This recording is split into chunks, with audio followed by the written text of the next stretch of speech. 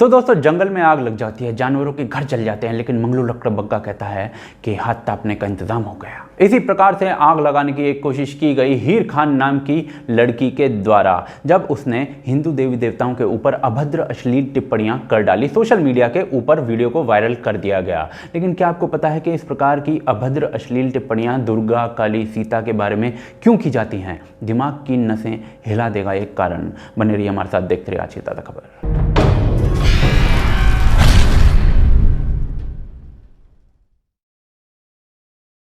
तो दोस्तों कल सोशल मीडिया के ऊपर एक वीडियो वायरल होता है। एक लड़की अपने मुंह में कुछ लेकर भगवान राम और सीता के बारे में जितना गंदा आप सोच सकते हैं उससे 100 गुना ज़्यादा गंदा बोलती है, और ये वीडियो उसका सोशल मीडिया पर वायरल हो जाता है। यूट्यूब के कानों से खून आ जाएगा, इसलिए वो मैं आपको सुनवा तो नहीं सकता हूँ, लेकिन फिर भी ये लड़की अपना आइकॉन किसे मानती है वो जरा सुन लीजिए।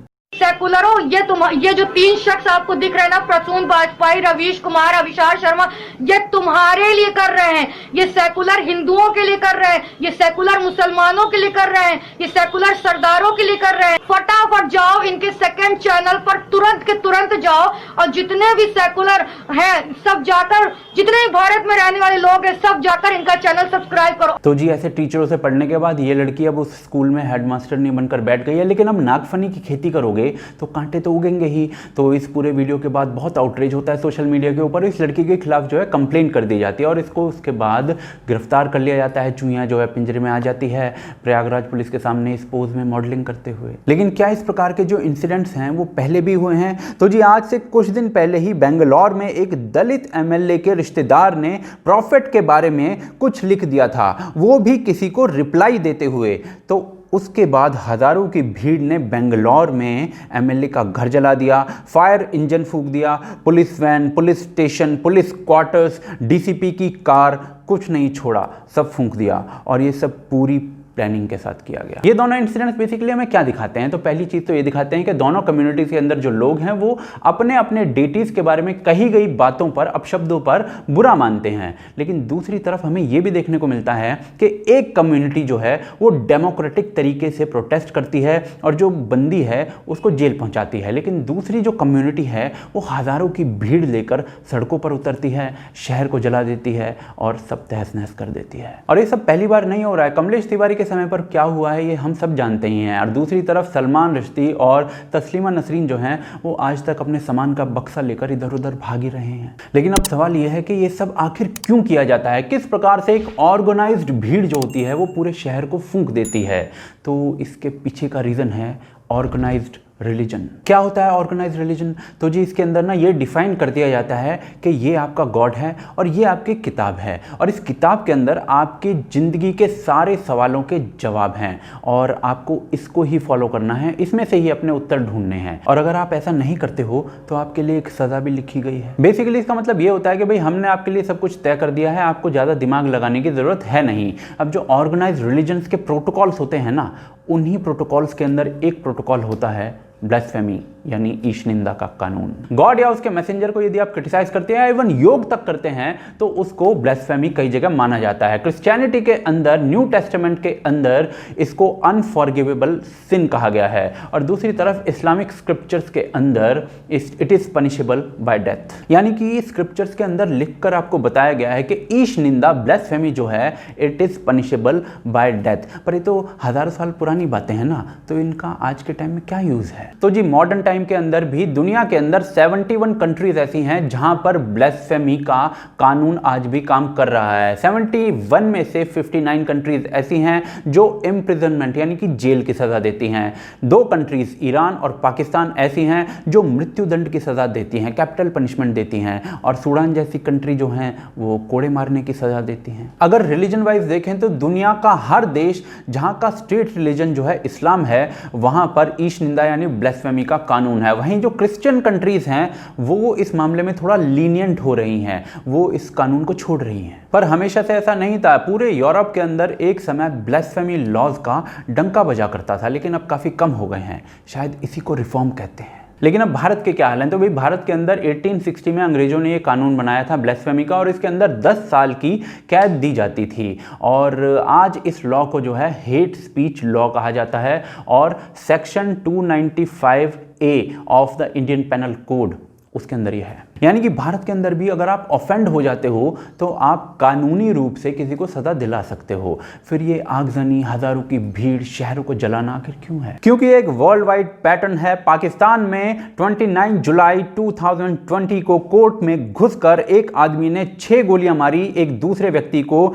जिसने खुद को प्रॉफिट क्लेम कर डाला था। नाइजीरिया में एक भीड़ 50 वर्षीय व्यक्ति को ईश निंदा के लिए मार डालती है। 2010 में पाकिस्तान में एक भीड़ क्रिश्चियन व्यक्ति को इसीलिए मार डालती है। क्यों है ये भीड़ तंत्र? जब ऑलरेडी लॉज बने हुए हैं तो उसको समझने के लिए ये फतवा पढ़िए जिसका नंबर है 14,305 14,305 इस फतवे का नंबर है। और इसके अंदर स्पष्ट शब्दों में लिखा हुआ है कि हर मानने वाले को, हर ईमान वाले को रिस्पॉन्ड करना ज़रूरी है ऐसी सिचुएशन में। ये जो फतवा है ये इस्लाम QA पर मौजूद है, जो कि सबसे फेमस वेबसाइट है सलाफी स्कूल ऑफ थॉट के लिए। लिंक मैं आपको डिस्क्रिप्शन में दे रहा हूँ। तो जी ये रीज़न है बेसिकली कि भीड़ जमा हो जाती है, आग लगा देती है, शहर जला देती है एंड वॉट नॉट। लेकिन सवाल अब यह आता है कि हिंदू समुदाय जो है वो हीर खान के इन अपशब्दों के बाद सड़कों पर क्यों नहीं उतरा? तो जी उसका रीज़न ये है कि basically Hinduism is not an organised religion. जो भी स्क्रिप्चर्स हैं उनमें से कोई भी आपको ये नहीं कहता है कि ब्लेसफेमी के लिए सामने वाले को दंडित कर दीजिए, बल्कि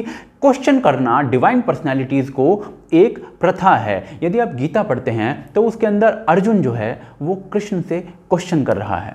जब वो सेटिस्फाई नहीं होता है तो फिर काउंटर क्वेश्चन कर रहा है। वो ये नहीं कहता कि जो आपने कह दिया है वो मैं मानकर बैठ गया। क्या ये चीज़ सही है? तो जी अगर शहर जलने से बच रहा है तो सही ही होगी, लेकिन जो फ्रिंज है ना वो हर जगह ही है। अभी एक बेवकूफ़ वाहियात ने एक फीमेल कॉमेडियन के ऊपर भी इसी प्रकार का एक वीडियो निकाला था जिसमें अपशब्द कहे गए थे और रेप थ्रेट्स दिए गए थे। बंदा गिरफ्तार हुआ था। लेकिन इस व्यक्ति ने भी इस्लामिक स्क्रिप्चर या इस्लामिक रिलीजन पर कोई टिप्पणी नहीं की थी। लेकिन आपको पता है इस्लामिक कंट्रीज के अंदर किस किस चीज़ को ब्लेसफेमी के अंदर लाया जाता है?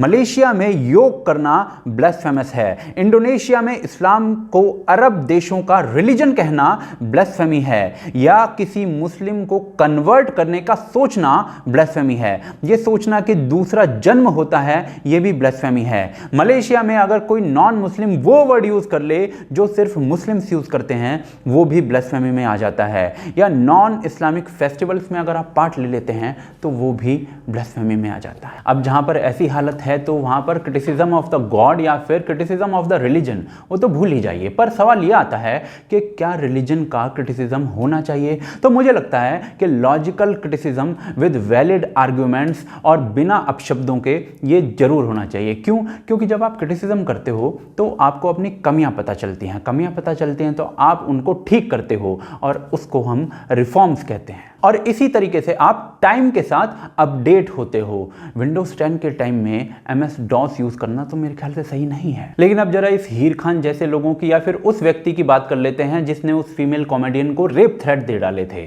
तो ये जो लोग हैं ना ये एक ऐसे सिस्टम की पैदावार हैं जिसमें हिंदू और मुस्लिम समुदाय को बांटा गया है। किस तरीके से? ये थ्योरी देकर कि मुस्लिम समुदाय जो है वो खतरे में है। और ये जो थ्योरी है वो मुस्लिम समुदाय के लोगों के दिमाग में घुसाकर 2 दिन पहले ही आतंकियों का गुरु जाकिर नायक कह रहा था कि यदि भारतीय मुसलमानों को अपने आप को बचाना है तो उन्हें केरल में शिफ्ट हो जाना चाहिए।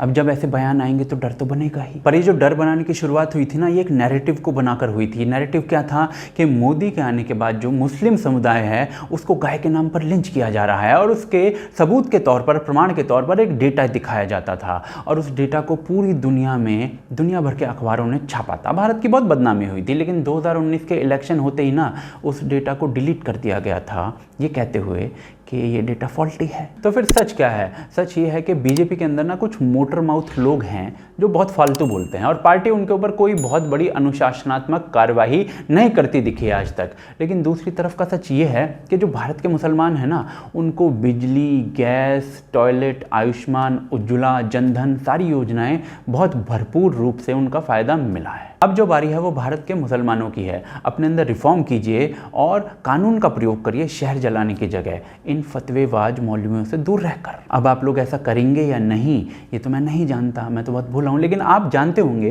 क्योंकि आप हमें कमेंट करके ये बात बताने वाले हैं कि आप लोग ऐसा फॉलो करेंगे या नहीं। साथ ही साथ यदि आप हमारे काम को सपोर्ट करना चाहते हैं तो आप हमें patreon.com पर या फिर ज्वाइन बटन के थ्रू सपोर्ट कर सकते हैं।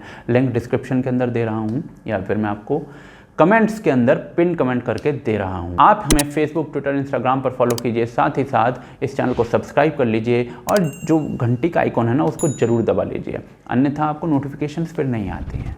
आप देख रहे हैं आज की ताज़ा खबर। जय हिंद, जय भारत।